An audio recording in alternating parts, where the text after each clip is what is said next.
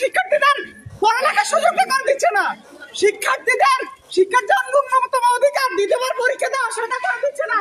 আমাদের দাবি মানতে হবে,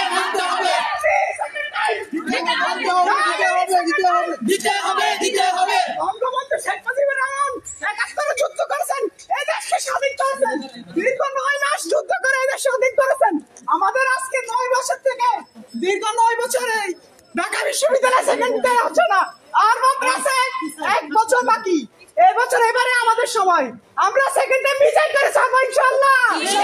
আমাদের দাবি এবারে সংগ্রাম, মুক্তির সংগ্রাম, আমাদের দাবি আমাদের বঙ্গবন্ধু শেখ মুজিবুর আমাদের শিখিয়েছেন, যেখানে অন্যায় দেখবো সেখানে প্রতিবাদ করবো, তোমরা প্রতিবাদ করতে প্রস্তুত? আমাদের দাবি গুটি কয়েক সংখ্যক জন, এই ছেলে তোমার দাবিটা একটু বলো তো ভাই, কি কি সমস্যা নিয়ে এখানে? আপনারা আমাদেরকে মামলা হামলা দিতে পারেন, আমাদের উপর নির্যাতন করতে পারেন, আমাদেরকে পুলিশে জেল জুলুম ভয় দেখাতে পারেন, আমাদের উপর গুলি দিয়ে আমাদেরকে লাঠিচার্জ করতে পারেন, এগুলাকে আমরা ভয় পাই না। আমরা অনিয়মের বিরুদ্ধে আমরা সোচ্চার হব। আমাদের বঙ্গবন্ধু শেখ মুজিবুর রহমান বলেছেন, তোমরা যেখানে অন্যায় দেখবা সেখানে সোচ্চার হবা। আমাদের দাবি মানতে হবে।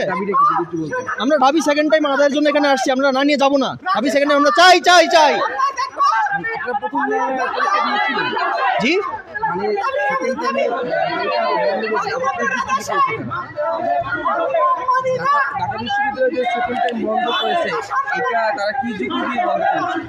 ঢাকা বিশ্ববিদ্যালয় 2014 সালে যখন সেকেন্ড টাইম বন্ধ করে, তখন দেখা যেত যে ওই বর্তমানে যেরকম মেডিকেলে প্রশ্ন ফাঁস হয়, প্রশ্ন বেচা কেনার একটা অভিযোগ আছে, এরকম একটা অভিযোগ ছিল। তো এই ধরনের অভিযোগের কারণে তারা এটার জন্য সেকেন্ড টাইমার এবং ওই কোচিং সেন্টার যেগুলো আছে সেগুলোকে দাবি করে তারা সেকেন্ড টাইম বন্ধ করে দিচ্ছে। একেবারে এটা অযৌক্তিক কথাবার্তা। প্রশ্ন যদি ফাঁস হয় কিংবা প্রশ্ন বেচা কিনা হয়, এটা ঢাবি প্রশাসনের ব্যর্থতা, এটা সেকেন্ড টাইমারদের ব্যর্থতা নয়। তাছাড়া সারা বাংলাদেশের সকল বিশ্ববিদ্যালয়ে যেখানে সেকেন্ড টাইম রয়েছে সেখানে ঢাকা বিশ্ববিদ্যালয় কেন থাকবে না? প্রতি বছর এই নিয়ে কথা হয়, কিন্তু এটা নিয়ে একেবারেই গুরুত্ব দেওয়া হয় না। আমরা আসছি সেকেন্ড টাইম নিয়ে, ইনশাআল্লাহ এখান থেকে যাব। আমাদের মূল দাবি হলো অন্যান্য সকল বিশ্ববিদ্যালয়ে যেরকম সেকেন্ড টাইম রয়েছে সেরকম সেকেন্ড টাইম দিতে হবে। আমরা ভাবিতে পরীক্ষার সুযোগ চেয়েছি, আমরা কোনো সিট চাইনি। এটা আমাদের অধিকার, আমাদের অধিকার দিতেই হবে। আমরা অধিকার না নিয়ে এখান থেকে ফিরবো না। ভিসিকের সম্মুখে আসতে হবে, আমাদের দাবি মানতে হবে। ধন্যবাদ।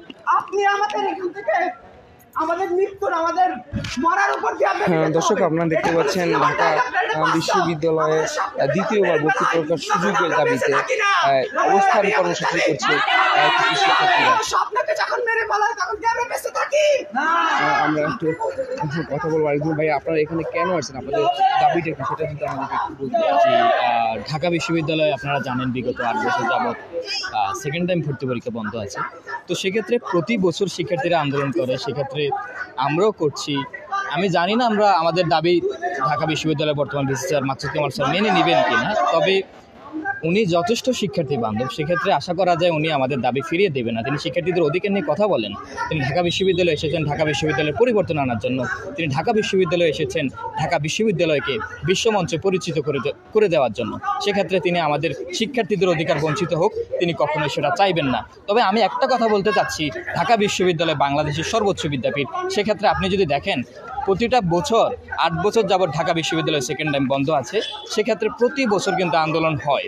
তো আপনি দেখবেন যে আমরা যদি সফল না হই, 2023 বেস কিন্তু আন্দোলন ঠিকই করব, 2024 বেস আন্দোলন করবে, 2025 বেস কিন্তু আন্দোলন করবে। সেক্ষেত্রে আমি ঢাকা বিশ্ববিদ্যালয়ের প্রশাসনিক যে ইউনিট তাদের কাছে জানতে চাচ্ছি, বা আমাদের ঢাকা বিশ্ববিদ্যালয়ের সম্মানিত শিক্ষকবৃন্দদের কাছ থেকে জানতে চাচ্ছি যে আসলে শিক্ষার্থীদের আর কত বছর তারা এভাবে দাবিয়ে রাখবে, কত বছর শিক্ষার্থীদের অধিকার বঞ্চিত করে রাখবে। সেক্ষেত্রে তারা আসলে, আমি জানি না তারা কেন শিক্ষার্থীদের পক্ষ হয়ে কাজ করছে না, কেন আমাদেরকে, আমরা তো চুরি করতে আসি নাই, আমরা তো শুধুমাত্র একটিবার পরীক্ষা দিতে আসছি। যে দেশে শুধুমাত্র আপনাকে একটাবার পরীক্ষা দেওয়ার সুযোগ নাই, সেই দেশে একটা শিক্ষার মান, সেই দেশে শিক্ষা ব্যবস্থার উন্নতি আপনি কিভাবে আশা করেন? ভাই, আপনি বলছিলেন যে 7-8 বছর আগে সেকেন্ড টাইম ছিল, কিন্তু তারা কোন যুক্তি দেখিয়ে করছে? যে যুক্তিটা দেখিয়েছে সেটা হচ্ছে ঢাকা বিশ্ববিদ্যালয়ের প্রশ্নপত্র ফাঁস হয়, আমি যতটুকু জানি। তো আসলে প্রশ্নপত্র ফাঁসের সাথে সেকেন্ড টাইমের সাথে কীভাবে সম্পর্ক আমি জানি না। সেকেন্ড টাইম যখন ঢাকা বিশ্ববিদ্যালয় ছিল না সেক্ষেত্রেও কিন্তু আমরা ঢাকা বিশ্ববিদ্যালয়ের প্রশ্ন ফাঁস হতে দেখেছি। তো সেক্ষেত্রে আপনারা কিভাবে বলেন যে প্রশ্ন ফাঁসের কারণে আমরা ঢাকা বিশ্ববিদ্যালয় সেকেন্ড টাইম? তবে আমি ব্যক্তিগতভাবে যেটা মনে করছি সেটা হচ্ছে ঢাকা বিশ্ববিদ্যালয় মনে করে আমরা হচ্ছে যে স্বতন্ত্র একটি প্রতিষ্ঠান, সেক্ষেত্রে আমরা বাংলাদেশে যা চাইবো সেটা হবে।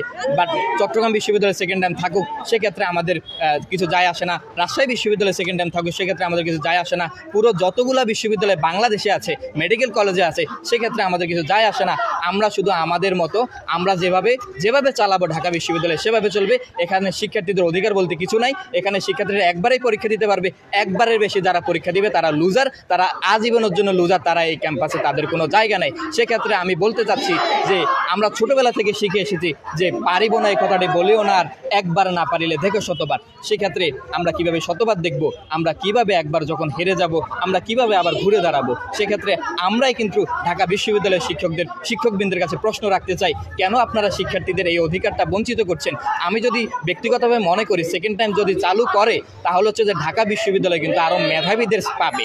আমি যদি একটু বিশ্লেষণ করে বলি ভাইয়া, আমরা আর একটু কথা বলবো একজন আপুর সাথে। ভাইয়া, আপু আপনার কাছে একটু জানতে চাচ্ছি আপনারা এখানে কেন আসছেন, আপনাদের দাবিটা কি যদি আমাদেরকে একটু বলতেন। আমাদের দাবি হচ্ছে ঢাবিতে সেকেন্ড টাইম পরীক্ষা দেওয়ার জন্য। আমরা তো কোনো এমনি সিট চাচ্ছি না, আমরা চাচ্ছি আবার দ্বিতীয়বার পরীক্ষার সুযোগটা দেওয়া হোক, যাতে আমরা আমাদের যোগ্যতাটা প্রমাণ করে দেখাই দিতে পারি। এই সেকেন্ড টাইমটা ঢাকা বিশ্ববিদ্যালয় একটা সময় চালু ছিল, তারা কোন যুক্তি দেখিয়ে বাতিল করেছে? তারা অনেক যুক্তি দেখেছে যে প্রশ্ন ফাঁস হয়ে এসে আমার সাথে যৌক্তিক মনে হয় না, কারণ আমরা পরীক্ষার্থী, আমরা পরীক্ষা দেব। প্রশ্ন ফাঁস আর প্রশ্ন কীভাবে ঠিক করে রাখবে এটা প্রশাসনিকের দায়িত্বে আছে। আমরা পরীক্ষা দিব, ওনারা যদি প্রশ্ন ঠিক মতো রাখতে না পারে সেটা তো আমাদের দোষ না। সেখানে আমার সাথে মানে ভুল জিনিসটা করা ঠিক হচ্ছে না। আমরা পরীক্ষা দিতে চাচ্ছি, আমাদেরকে সুযোগ দেওয়া তো উচিত।